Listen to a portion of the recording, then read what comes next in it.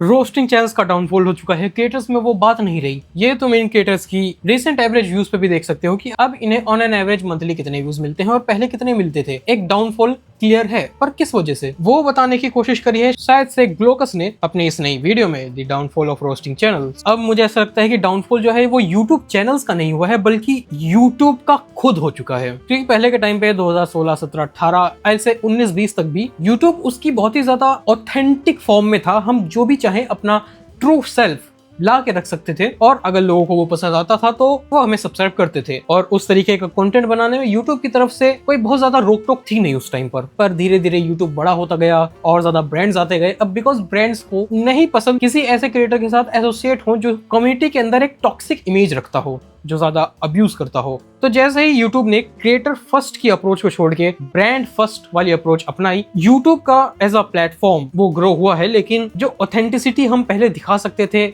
At least India में तो हम नहीं दिखा सकते। बिकॉज अगर तुम फॉरेन के क्रिएटर्स को देखो, अगर तुम देखते हो, दे आर स्टिल ऑथेंटिक। वो अब भी कुछ भी बोल देते हैं जो मन में आता है, लेकिन फॉर सम रीजन इंडिया में हम वो नहीं कर सकते। तुम बहुत ज्यादा गाली दे दो, कम्युनिटी गाइडलाइन स्ट्राइक पड़ जाती है। लाइक मैंने रिसेंटली ये कैरी मिनाटी की जो लेटेस्ट वीडियो है उसके ऊपर एक रिएक्शन किया था। अब कैरी की वीडियो इज परफेक्टली फाइन, लेकिन मेरी वाली रिमूव हो गई बिकॉज मुझे कम्युनिटी गाइडलाइन स्ट्राइक पड़ गया। Like for what? Just for reacting to a channel. Like मैं एक सिंपल रिएक्शन वीडियो बना रहा हूँ तो मुझे कितना ज्यादा केयरफुल रहना पड़ रहा है कि मेरी वीडियो ना उड़ जाए। Because YouTube for some reason बड़े क्रिएटर्स को प्रोटेक्ट करता है इस तरह की चीजों से, बट छोटे क्रिएटर्स का क्या? तो मुझे लगता है कि रोस्टिंग चैनल का डिक्लाइन नहीं हुआ है, बल्कि यूट्यूब एज अ प्लेटफॉर्म जो कि वो पहले था उसका डिक्लाइन हो चुका है। अब यूट्यूब वैसा नहीं रहा कि मैं अपने मन की बात रख सकूं यूट्यूब पे। अब मुझे पता नहीं कितनी हजार चीजें पहले सोचनी पड़ती है कि भाई कहीं ये बंदा ऑफेंड ना हो जाए, कहीं कुछ मैं गलत ना बोल दूं, which is like it's sad. So इस टॉपिक में मैं तुम्हें और भी ज्यादा कुछ बताने वाला हूँ, जो कि मैं इस वीडियो को देखते हुए बताऊंगा। Very weird aspect ratio. अगर आप YouTube इंडिया को बहुत दिनों से फॉलो करते आ रहे होंगे तो आपको पता होगा कि इंडियन रोस्ट मैं यूट्यूब पे लाइक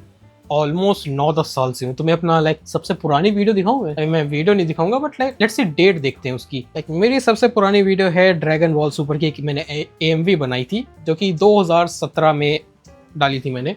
हालांकि इससे पहले भी मैं बहुत सारी वीडियोस बनाता था जो कि फॉर सम रीजन मैंने प्राइवेट करने के बजाय डिलीट कर दी। I lost them. तो मैं 2016 से तो यूट्यूब पे वीडियो देख भी रहा हूँ और बना भी रहा हूँ। रोस्टिंग चैनल्स एक टाइम पे बहुत फेमस हुआ करते थे। People literally used to wait for this channels to upload, and ये एक ऑब्वियसली नोन फैक्ट है कि तब कई सारे रोस्टिंग चैनल्स थे जो रोस्टिंग के नाम पर लोगों को बुली Who is he?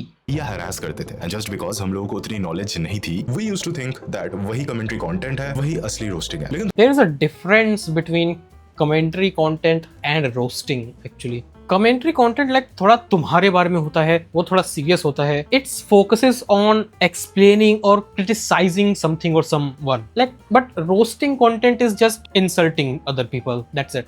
It's cheap. 2020-21 आते आते a lot of things changed. एक Yeah. wave आया सेकंड जेन यूट्यूबर्स का, जिन्होंने पिछले जनरेशन के मुकाबले कंपैरेटिवली बेटर कंटेंट बनाया एंड लोगों को एजुकेट किया about a lot of things. Most of them exposed the harassment culture that was going on in the past and the homophobic jokes, bullying, targeting, etc. In सब You can still find those kind of jokes, पर अब वो YouTube पे उतना नहीं मिलते। Instagram आ चुका है YouTube की जगह पे। इंस्टाग्राम पे मुझे लगता है आज के टाइम में तुम YouTube पे उतना कुछ नहीं बोल सकते, बट वहां तुम कुछ भी बोल सकते हो। इंस्टाग्राम मैं खोलता हूँ, उनका कमेंट सेक्शन कभी खोलता हूँ, वो मुझे 2016-17 में ले जाता है जब भाई बिल्कुल अनहिंज्ड यूट्यूब का एरा चल रहा था उस टाइम पे। चीजों के बारे में भी बात किया जा रहा था। सो इवेंचुअली अगले 2-3 सालों में जो पुराने टॉक्सिक रोस्टिंग चैनल्स थे, उन्होंने या तो कंटेंट बनाना बंद कर दिया या सीधा गरीबों। भाई ये बंदा बहुत कंट्रोवर्सी में रहा है। लाइक लास्ट वीडियो 5 साल पहले आई थी, time he was like toxic. हालांकि इसकी एक शायरी बड़ी फेमस हुई थी, अगर तुमने वो सुनी हो, ये कैरी के चैनल पे सुना रहा था। That was surprising at the time कि भाई ये आदमी इस तरह की चीजें भी लिख सकता है।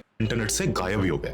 बकचोद बाबा, इसके वीडियोस देखा करता था मैं। ऐसे उस टाइम तक जब रोस्टिंग बिल्कुल फेमस थी, मैंने ऑलमोस्ट ज्यादातर जो भी रोस्टर्स हैं उनको सब्सक्राइब करके रखा था। गायब ही हो गए। एंड उसके बाद पिछले 2 सालों में जो नए कमेंट्री चैनल्स आए थे तब के टाइम पर, उनमें से कुछ लोगों ने अपना कंटेंट स्विच कर लिया एंड अभी दूसरा कंटेंट बना रहे हो। एंड अगर अभी के टाइम पे कमेंट्री चैनल्स की बात करें तो यस, अभी भी यूट्यूब इंडिया में कमेंट्री चैनल्स मौजूद है, लेकिन a lot of things have changed and according to me the Indian commentary genre is kind of becoming dead.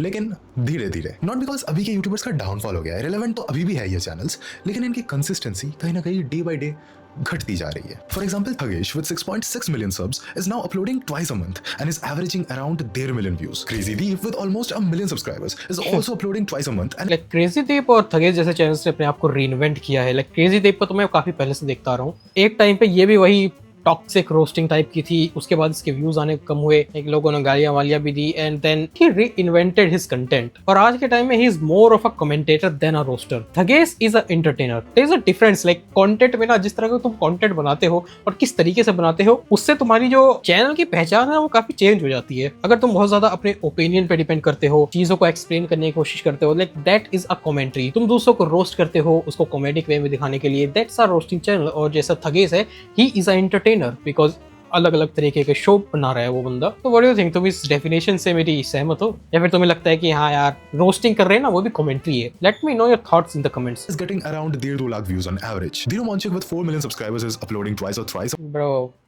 Dhiru Vanshik. भाई मैंने इस बंदे का चैनल सब्सक्राइब किया था जब इसके कुछ 40,000 सब्सक्राइबर्स थे, ठीक है. अब इसके 4 मिलियन है. एट दैट टाइम भाई he was making good videos, but भाई धीरे धीरे पता नहीं क्या हुआ. Like I just didn't like his videos anymore. वही चीज है, लाइक पीपल ग्रू, वो नए चैनल्स देखने लगे, और आदमी बड़ा भी हो जाता है तो उसे एक तरह का कंटेंट लाइक वो कब तक देखता रहेगा, तुम अगर खुद को रीइन्वेंट नहीं करोगे तो. इसीलिए लाइक 2 लाख, 3 लाख, 4 लाख, लाइक 2 लाख, ये व्यूज कम नहीं है, बट कंसिडरिंग लाइक इसके 4 मिलियन सब्सक्राइबर्स हैं, 5 से 10% ही ऑडियंस तुम्हारा चैनल देख रही है. 90% लोगों ने तुम्हारा चैनल देखना ही छोड़ दिया. a month and he's getting around 2-3 lakh views on average. Adit Minocha with 6 lakh subscribers, 2 videos a month. Gangster Perspectives with 6 lakh subscribers. Hey, the OG Sweta, like he is a good example of a true commentary channel in India. इन्होंने वैसा typical commentary content बनाना ही बंद कर दिया. महीनों हो गए भाई. Dank Ratio haven't uploaded since 7 or वैसे ऐसे कितने लोगों को फर्क पड़ता है, लाइक कितने लोग सोच रहे हैं कि ओ फक, टैंक रेशियो की वीडियो नहीं है अब तक, या आदित्य मिनोचा ने वीडियो अपलोड नहीं करी. कितने लोग सोचते हैं तुम में से? लाइक क्या लोगों को फर्क पड़ता भी है कि कोई क्रिएटर अपलोड कर रहा है वीडियो नहीं? I don't think so.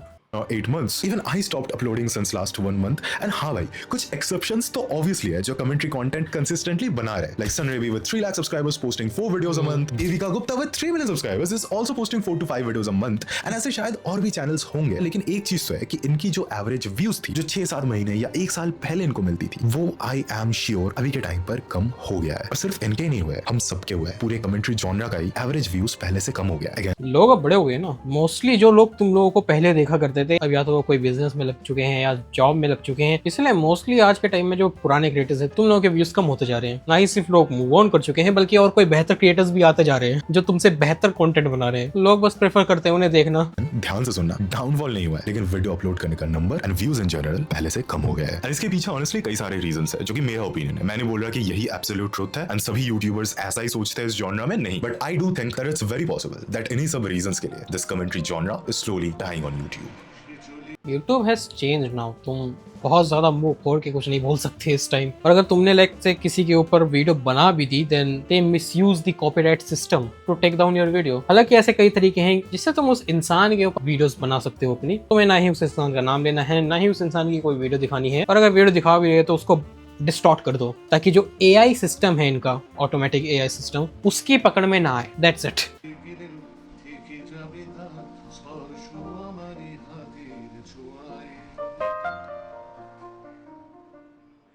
The biggest ये जो आपने अभी सिनेमैटिक शॉट दिखा है, इसका क्या पॉइंट था? कि लाइक व्हाई एक कमेंट्री वीडियो में बीच में लाइक रैंडम सिनेमैटिक शॉट?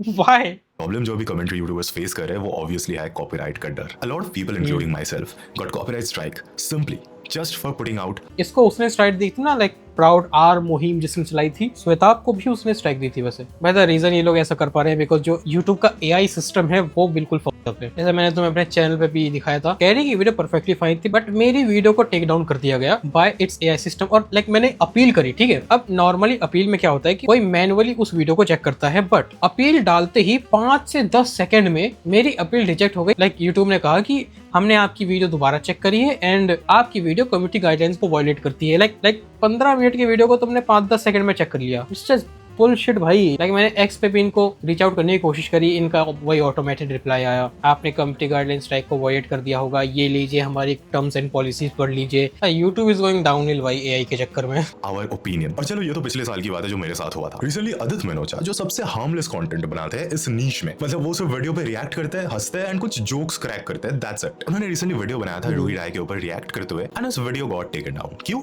क्योंकि कॉपीराइट स्ट्राइक फाइल किया गया था उनकी तरफ से। एंड अभी के टाइम पे सबसे बड़ी प्रॉब्लम ही यहाँ पर यही है कि अगर आप किसी को लेकर अपना ओपिनियन देना चाहते हो देन आप फ्रीली नहीं दे सकते हो। It's totally on the person कि वो उस क्रिटिसिज्म को कैसे ले रहा है। वो अगर चाहता है तो वो सिस्टम का मिसयूज करके आपका वीडियो हटा सकता है, आपके चैनल पर रिपोर्ट्स मरवा सकता है, जिससे आपकी चैनल एंड रीच इफेक्ट हो सकती है एंड चैनल डिलीट भी हो सकता है अगर 3 स्ट्राइक्स पड़ जाए तो। एंड चलो ये तो common factor. And I think तुम वेस्ट में ये नहीं कर सकते, लाइक जो भी इंग्लिश स्पीकिंग कंट्रीज होती हैं, बिकॉज वहाँ पे फ्रीडम ऑफ स्पीच को बहुत ज्यादा सीरियसली लिया जाता है। एक क्रिएटर दूसरे क्रिएटर की वीडियो टेक डाउन करने की कोशिश करेगा, भाई बवाल हो जाता है। जिस क्रिएटर ने स्ट्राइक दिया भाई इतनी हेट पड़ती है उसको कि वो उसे स्ट्राइक वापस लेनी पड़ती है। नॉर्मली वेस्ट में तुम नहीं देखोगे, वहाँ पे जो फ्रीडम ऑफ स्पीच है वो है, लाइक उसका प्रॉपर पालन किया जाता है। इंडिया में तो भाई हमारे खुद के देश के कानून ढंग से काम नहीं करते, तो यूट्यूब के तो क्या ही करेंगे। जो कि बहुत लोगों को पता है, पीपल नो दिस कि ऐसी चीजें हो रही है and that's why YouTubers are kind of playing it safe. Top channels like Lakshay Chaudhary, Thagesh जैसे एक टाइम पे कंटेंट बना देते उस कैसा गलीच एकदम कंटेंट है, गाली गलौच वाला, दूसरों की बेइज्जती करने वाला कंटेंट बनाते थे, अब नहीं बना पा रहे हैं ये।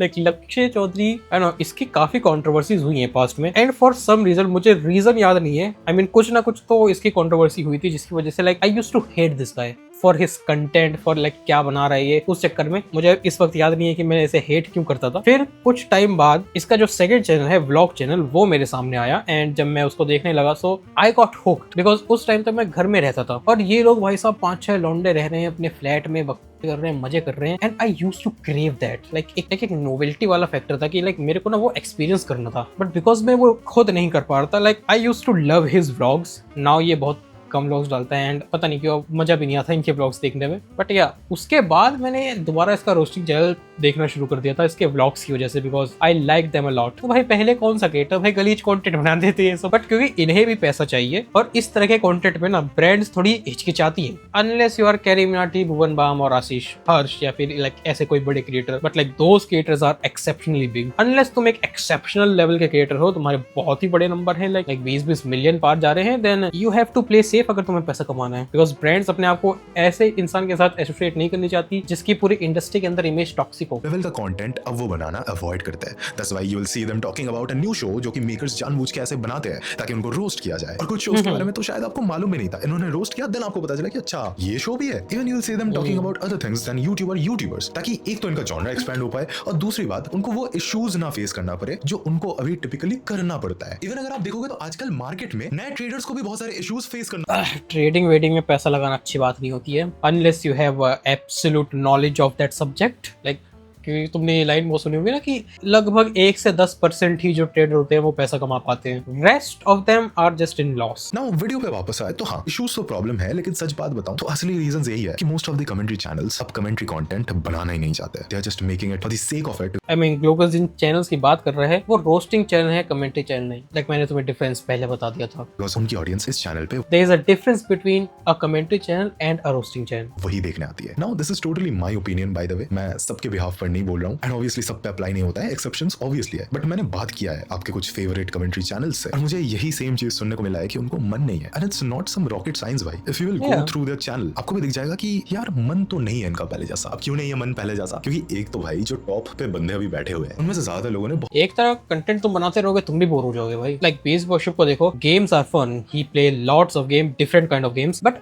उसका भी बर्नआउट हो गया था भाई। उसको भी कुछ आई डोंट नो कितने 1-2-3 महीने या फिर आई थिंक 6 महीने उसने लाइक प्रॉपर ब्रेक लिया, कुछ नहीं डाला एंड देन वो दोबारा वापस आया। Even if you are doing something fun, पर अगर उसी चीज को तुम बहुत ज्यादा करते रहोगे तो फिर वो रिपीटेटिव टास्क हो जाता है, तो उसमें मजा नहीं आता। क्लोकस ने कहा कि भाई अगर तुम उनका चैनल देखोगे तुम्हें पता चल जाएगा मन तो नहीं है। ऑडियंस को नहीं पता चलता बिकॉज क्रिएटर जो भी वीडियो बनाता है वो उसका एक पर्सोना होता है, वो लाइक एक फेक मास्क होता है, फेक कैरेक्टर होता है जो कि वो इतनी वीडियो के लिए बनाता है, तो वो हर वीडियो में उस मास्क को लगा लगा के ही वीडियो बनाएगा तो लाइक ऑडियंस को नहीं पता चलेगा अगर वो किसी क्रिएटर का चैनल पूरा भी छान मारे ना कि किस वीडियो में उसका मन नहीं था या फिर इस तरह की चीजें। बहुत यंग एज से स्टार्ट किया था इस जॉनर में कंटेंट बनाना। एंड भाई जब आप यंग होते हो और ऐसे टाइप का कंटेंट बनाते हो तो भाई बहुत मजा आता है। आपको लगता है अच्छा इसने आज गलती की, चलो आज इसके बैंड बजाएंगे। फिर लगता है अरे ये क्या टिकटॉक वीडियो डाल दिया, हाँ भाई क्रिंज। फिर टोनी कक्कर आपको याद होगा, अरे भाई ये क्या गाना बना दिया, ऑटो ट्यून, हाँ। तो आपको समझना पड़ेगा कि ये जो स्पेसिफिक चीज है ये आप एक स्पेसिफिक उम्र तक ही कर सकते हो। आपको क्या लगता है कैरी मनाटी जो है अगले 3-4 साल बाद वो कैमरा के आगे आके बोलेगा कि आओ यार दोस्तों शुरू करते हैं बिना किसी बकचोदी के?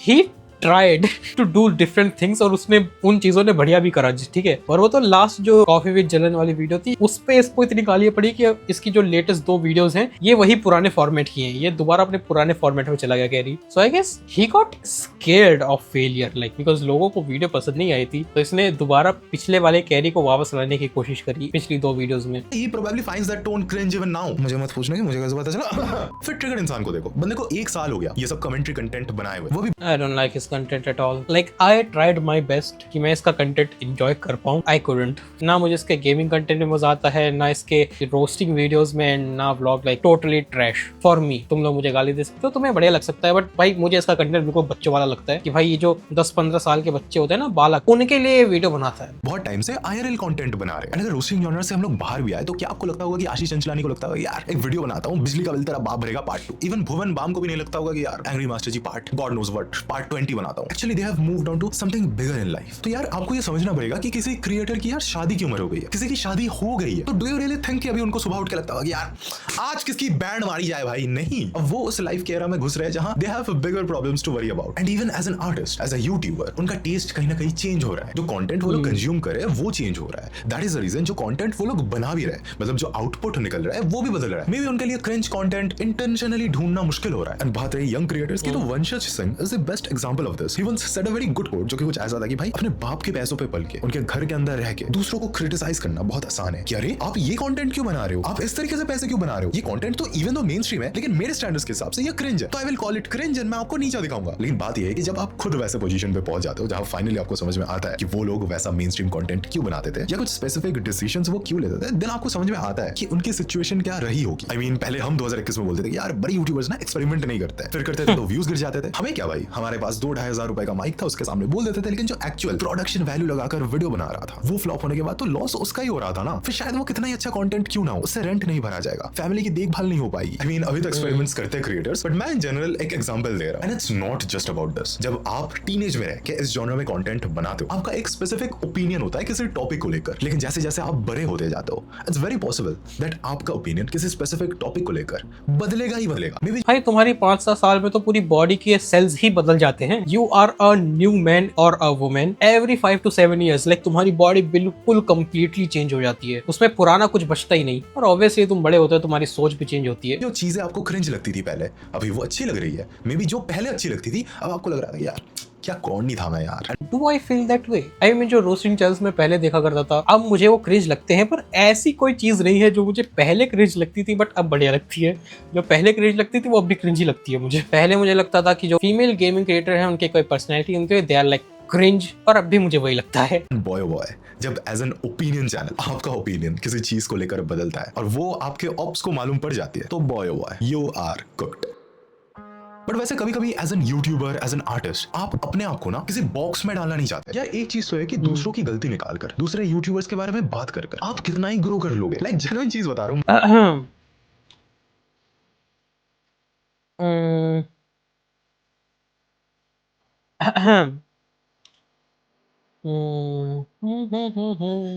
दूसरे क्रिएटर के ऊपर बात करके कितना चैनल ग्रो किया जा सकता है? आई से अबाउट 2-3 लाख तो हो ही सकते हैं। मैं अभी तो कमेंट्री यूट्यूबर हूं मैं, तो मैं बता सकता हूं आपको 1 मिलियन वाले को क्रिटिसाइज करोगे तो मैक्सिमम 1-2 लाख व्यूज आएंगे, 10 मिलियन वाले को करोगे मे बी 5 लाख से 1 मिलियन व्यूज आ जाए, और ये तब आएंगे जब आपके पास प्रॉपर सब्सक्राइबर बेस रहेगा। लेकिन एक चीज मेरे को बताओ, ये कितने उम्र तक आप कर पाओगे, कितने दिन you have to answer that yourself.